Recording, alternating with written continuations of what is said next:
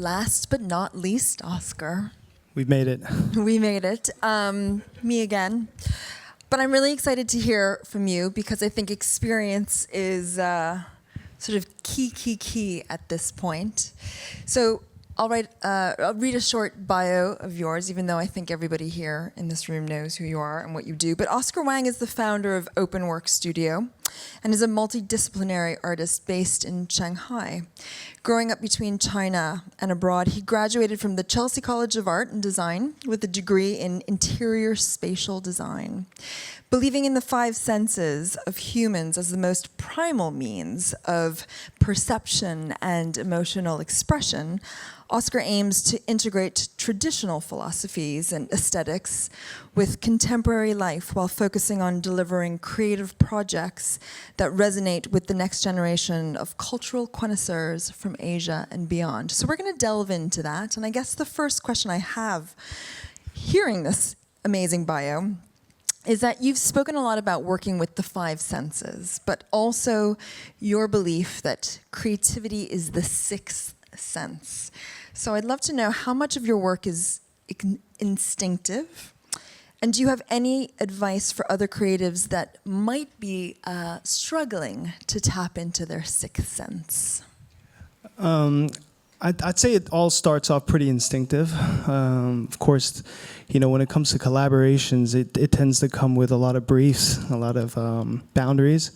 But I think when you go back to human nature and understanding the simplicity of five senses, over time, when you continue doing this practice, it unlocks the sixth sense.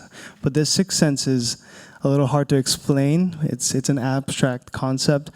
But sometimes when you feel like something is right, it's right. And I think that's the simple way to depict it. We're going to get to sort of the idea of, I'm going to put it as magic, because, the ultimate goal, despite these briefs and guidelines and strict, you need to deliverables, is ultimately sort of creating a little bit of magic. But let's go back to your work specifically, because it comes in so many different forms, right? It's from mini scale to large scale. You've got digital, you do physical. What do you think has influenced your ability to work across so many different mediums? So it comes from life. I really travel a lot. I enjoy my travelings. I observe. I'm a big observer of the world. I look at every part of the city in all aspects, the people, the architecture, the air, the humidity. That's kind of where it comes from. The humidity, I'm born and raised in Hong Kong, so, we're by the sea. There's this sense of salt. There's sea. It's humid. And different, in different areas of Hong Kong, you kind of smell the city. Yeah. Okay, we'll come back to humidity. Do you have a preference in either medium format, mini scale, large scale? Is there sort of one area that you really love expressing through, or is it sort of you're up for anything? I mean, recent years, I think sculpture is one of the mediums I use the most. I work with I studied sculpture before interior spatial, so really working with my own hands, trying to feel everything, to now doing large-scale sculptures, public art installations. This is the medium that I tend to work with the most because of the digital world being so vibrant and people being online so often. So I tend to create things that drag people back to the real world, or I tend to think of mediums that can attract them to at least experience something physical. Yeah. Do you think, is there something specific that you think actually drags them back into being interested in the physical world? What is it that you think has to appear in order for us to look up from our phones and that sort of finger flick? I mean, the initial hook, I call it, it's still pretty based on social media. Visually, it needs to be attractive, like something that's aesthetically pleasing, or maybe, the right person arriving at that place. But when they come here physically, usually it depends on what you're portraying. Well, when it comes to brand collaboration, what the brand message is. And, today I've been hearing so many professionals talk about brands and fashion, but to probably the rest of the consumers, it's really foreign. So how do you depict that essence of your DNA and your brand, or what the brand is trying to portray? And that's kind of what I extract and I infuse my understanding or my experience of living in this world and showing it. So sometimes it could be skill, sometimes it could be the technology of presenting it, sometimes it could be the material. It varies. And I'm curious because, and we're going to get to this around working with brands and having to express their brand essence, but I'm curious if you can define the brand essence of what sort of ties your own work and practice together first.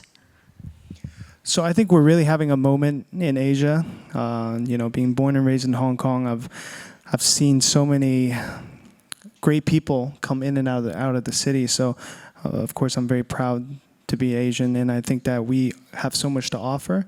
So the medium that I kind of use, the common thread that I've used in recent years, would be digging into our ancient ways of producing things. Ceramic is a thing that I've been doing a lot this year. I've worked with multiple people here as well, all in different cities around the world to showcase. We're very lucky to be able to have such great production on our end, where we can instantly access producers on social media or on WeChat. Yeah, I mean, that's an incredible USP to have, like the easy access to great production level too, yeah. Interesting. So, yeah. And so you sort of combining this innate interest in traditional philosophy, traditional craft, alongside production, alongside sort of these fast technologies that are very much being like the most innovative here in Asia. That sort of is the thing that ties together what you do at Open Work Studio, you think? I think we're just very aware of what's happening around the world. We're in Shanghai, but we use a lot of social media to understand what's happening in the world, but we also constantly study what's new outside of our side. Yeah. So, we are able to pick different things that are most trendy, which is most fashionable, but tying it with traditional culture that has been with us for thousands of years. So, sometimes it's not really about the physical existence of products, but the spiritual side of maybe the essence that has been passed on along all these years. So could you maybe share with us a memorable collaboration or project, potentially with a luxury or fashion brand, that kind of stands out to you that really encapsulates, what you love doing? Give us a good example, like something that you maybe did recently or in the past that you're really excited about and you feel really represents what you do well. I think the most recent one would be the Chinese New Year project with Tiffany & Co. That was very challenging because we had to create something that was very authentically Chinese, which was ceramic, which is a medium that I'm very familiar with. But the actual technique and the glaze and the coloring to get the Tiffany blue was very complicated. Ooh, the Tiffany blue in ceramic. There is no typical Pantone color, so you kind of have to mix. You have to do different trials. You have to put it in the kiln to fire it and have the glaze underneath the glaze or on top of the glaze. Things like that. That was challenging, but thankfully the brand gave us enough time. And there were actually a few products that was created. And one of them, we actually had to use a technique called ziding sao, which is to pin and lift the ceramic kind of in midair, which was a very old technique. And I guess modern technology couldn't print it. I mean, we were thinking 3D printing, or it didn't work out. So you had to use a really old technique. Yeah, well, it's been around for a while. So that's a memorable one, and of course, getting the whole product line and everything being created, in time, and then to be delivered all across the world, and understanding the difficulties of exporting ceramics from our country is very challenging. And because Chinese ceramic actually needs to reach 1300 degrees, which is really hot, and the earth that we collect is very rare. So there's like export rules and this and that. Something that me as a creator has never really touched up upon. But as we've done this project, it gave me a lot of insight, and it kind of encouraged me to understand more of the technical side of running a creative studio. And I love the idea of like ancient craft being the thing that you have to sort of become an expert in that very quickly for Tiffany. But then could you give us an example of a digital project that you've done? You know, you mentioned that the starting point is this idea of like virality, or sort of a gorgeous Instagrammable moment that you know is the start, like is going to get you. Give us an example maybe of something like that. Digital. So I had this project with Fendi back in 2019 or 2020. We had to create something that was very localized for the Chengdu market, which was famous for having pandas, and they needed a digital side to kind of showcase this project. And in China, we're very used to using WeChat, and WeChat we have stickers, and that's kind of how we communicate with each other, which we actually eventually did Line, we did Kakao for the character I created for Fendi, which was a panda. So that we had the digital video to promote this IP, and we had tools to create conversation between people digitally. And then eventually, when the project actually happened, it was in Chengdu, in the city center, where we had the panda in a toy box. Yeah. And then we had plush toys for the after party for people to kind of grab it with the claw. So the digital became physical, yes, ultimately. Yes. I thought it was interesting that the word AI only came up in the last panel, which is quite surprising given AI is the only thing people seem to want to talk about. And I'm curious how you're sort of thinking about your practice, given sort of this balance and tension between traditional philosophy, craft, artisanship, alongside sort of digital communication, spatial creation. How are you guys thinking about AI at the moment? Sorry, this is an off-the-cuff question, not one that I've gotten him prepared for. So we are using AI quite a bit now, as AI is really advancing in a very scary pace. So things we were discussing maybe a year before are now happening, like internally. We, of course, develop our own products. We develop our own designs, our own art pieces. And at the start, it was quite difficult to kind of create the right aesthetics to some of my projects. But today, I can get it pretty accurate, which I find very scary. But what it has done for us, for our studio at least, is it's shortened the time of a lot of the renderings and molds that need to be created. And it's shortened the time, which is very valuable. Time is probably the most valuable. And it's given us more time to focus and mold little details that maybe some things we've missed out through the previous projects. So that's kind of how I embrace it a bit more. And I use it to also kind of throw imagery to me and my team that I cannot have imagined. So that's the exciting part. That is exciting.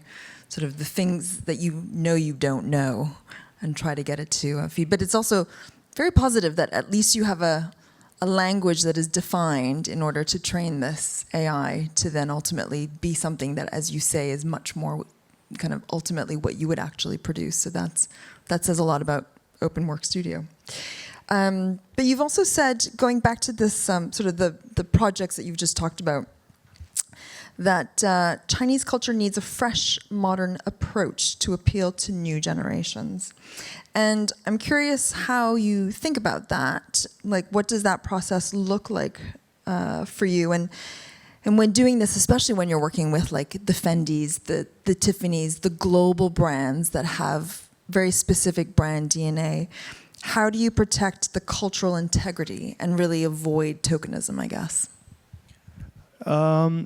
I think it's pretty amazing what the Chinese creatives and brand owners have been doing for the past years, and people are really just looking back into themselves, exploring their own culture, their heritage, and the roots. Like, I actually went back to my family roots, which was in Sanxi, which was like super far. I never really knew, but my house is still back there. I think. When did you go? I went last year. Okay. I went last year. Quite recently. Yeah, and there's a lot of self-exploration that needs to be done, and once you have self-confidence and self-exploration, and you're willing to take that journey on yourself to go explore, I think then you won't be tokenized. You won't be bracketed into, whatever is being portrayed abroad. So the confidence in the culture, and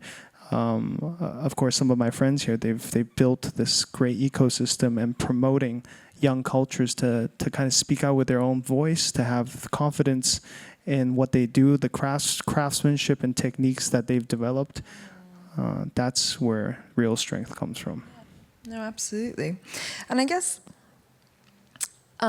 thinking about sort of where we're heading and the idea of these digital first moments, the idea of virality, I'm curious how you guys think about, or how you and your team think about how you stay innovative without relying on spectacle and even novelty. How do you sort of balance the need to sort of grab attention with ensuring that your work has lasting endurance and that, continues in a legacy that you're really happy with?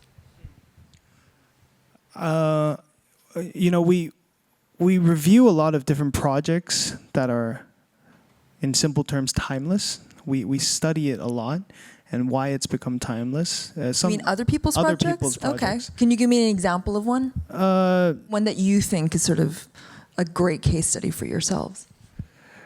I've always looked at.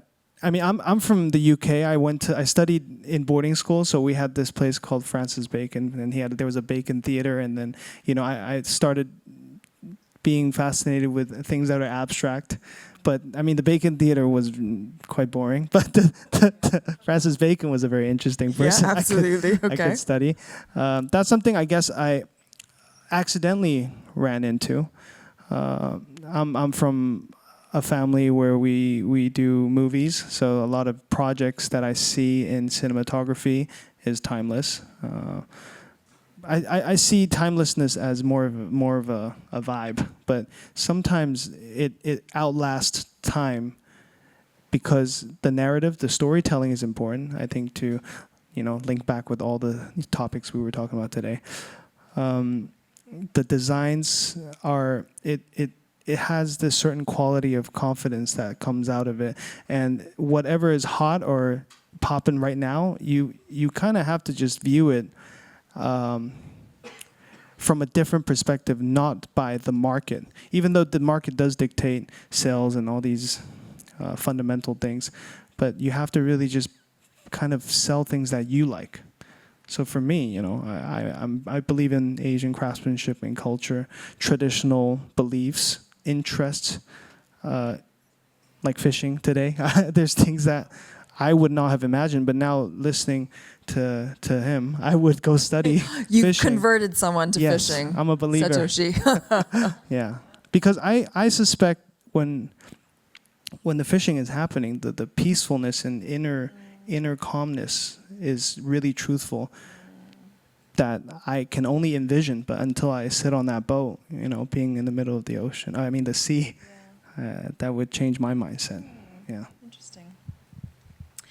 I guess in the years that you have worked in the creative industry and having your own practice, I'm curious what changes you've seen that you sort of engaged in, and is there any real aspect that you feel maybe needs urgent attention around sort of how our system can be changed? We've talked about sustainability, we've talked about AI, but I'm curious how you're seeing sort of the ecosystem, because obviously it's very challenged, right? The traditional system, but where you see change happening, and where do you think you might have to push it along as well?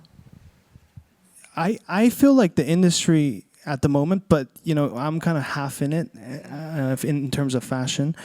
The one player takes all type mindset, I don't think it's sustainable at the moment.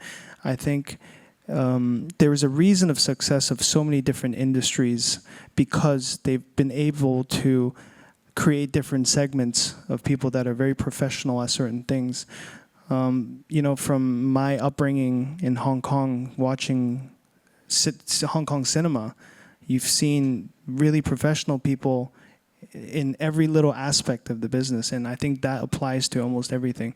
So in the future, if the ecosystem could probably be structured in a way where young people can quickly find something that maybe they are really good at, then maybe channel or shape them to be that professional, and they could be this craftsman of that specific thing. Yeah. So you're advocating for like just specialism, expertise, kind of authority in that sense. And once you create these different pockets, they overlay, and that's where the magic happens, when people really have passion in what they're doing. Because when I'm talking about whatever I'm talking about right now, I'm passionate because I'm doing it every day and I love it, and I come up with weird things that are in my head all the time. I'm looking at weird things all the time, and that's therefore I can come up with more interesting ideas. Yeah. But I won't tomorrow start like designing clothes because I'm not good at it. Right. But I would love to explore it. I would love to understand it. You're observing, but you're staying in your lane in a sense. Yeah. But exactly, the magic is happening because you're passionate and sort of excited about something. Yes. You've actually said that you prefer to compete with yourself, which maybe is going back to what you've actually just said. And I'm curious how, in a world that moves at a very fast pace for all of us, right? How do you practically tune out the noise? I mean, we know that Satoshi does it by fishing. How do you do it? How do you sort of focus on your own pace, the work that you're doing, kind of your own growth? So I keep myself really busy. I think that's one way to. Okay. I'm just zoned Very, into my own voice. Contradictory, but good. I do some breathing exercises at home during the mornings. Breakfast is usually the most peaceful time. But once you start getting into the studio, work compiles. I just go with the flow, and by the end of it, it's already evening, and then. I have a private bar in my office, so I don't drink, but I have a private bar where I invite guests from all around the world that swing by, and I have conversations. I think conversations is something that I really enjoy doing with other people in all fields. Well, and just for an listening. Observer. Yes, I'm observing them. It sounds like, Yeah. So just beware, if he's inviting you for a drink, he'll be like, But I'm trying to good conversations capture there. your essence. My last question, because we're running out of time, is what advice would you give to other young creatives who are perhaps struggling with staying true to their own vision and sort of having to deliver to quite a crowded, sort of noisy industry? I'd start by finding like-minded people.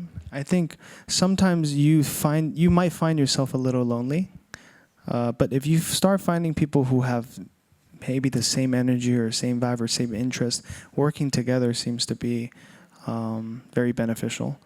And then you start adding on top of that layer of finding somebody that knows something that you don't to help you facilitate. Like I started off being horrible at numbers and running businesses, but now I also have a reasonable sized team, and things are being run professionally. But I learned along the way, and sometimes I learn the hard way.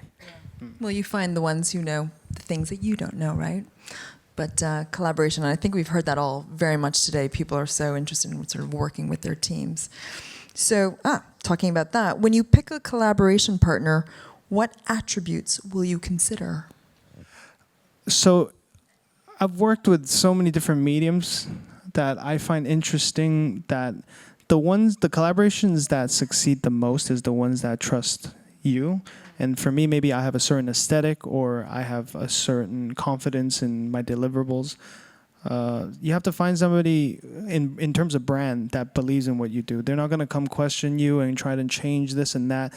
I think from brand side too, I think the mutual respect needs to be there, and you can kind of get the vibe pretty soon. Like as soon as the conversation Pretty quickly, goes, yeah. pretty quickly, and they kind of show you around, and you're like, oh, maybe not the best. But Do you say sometimes- no a lot? I say no quite often now. Yeah, I feel like I'm not aiming to do large volumes, even though I have accomplished a few projects. But I would just lower the volume and keep it pretty niche. With AR, VR, and immersive installations on the rise, what new storytelling tools do you think will define the next wave of fashion brand partnerships? Good question. I think immersive experiences. I don't know if this is a common thing in the West, 剧本杀, which is a directed, curated space with a story of narratives. In China, I mean, all across China, it was really popular where you basically go and you're basically amongst actors and it's like Sleep No More, but you get to interact with them. Some you actually drink alcohol with them. Some you do eat with them. I think for fashion that could be something interesting because this lifestyle is depicted in so glamorously, and this world is so wonderful that maybe the immersive side could be combined with technology or. I don't know, AR, VR. It's kind of coming back to your idea of cinema, Yeah. but it's real. It's like cinema IRL, which is quite interesting. Last question. What do you do when you need fresh inspiration? I mean, my wife's gonna love this one, but I ask her. I just ask her, hey, what's new? What have you seen lately? What's good? And then she'll have something. It's interesting. Ask someone you trust. Ask someone and you love. trust. I'm always willing to ask questions. That for sure. Ask everyone in my team. Even our accountant. She comes up with ideas now. I'm really happy for that. They're not always the best, but I'm like, oh, from her But you're perspective, open that's to cool. it, yeah. Yeah, that's cool. Okay, then that's interesting information to me. And then for my wife, she also travels a lot, and she works in fashion. Okay. Yeah, so I love to see her insider perspective from her side of the.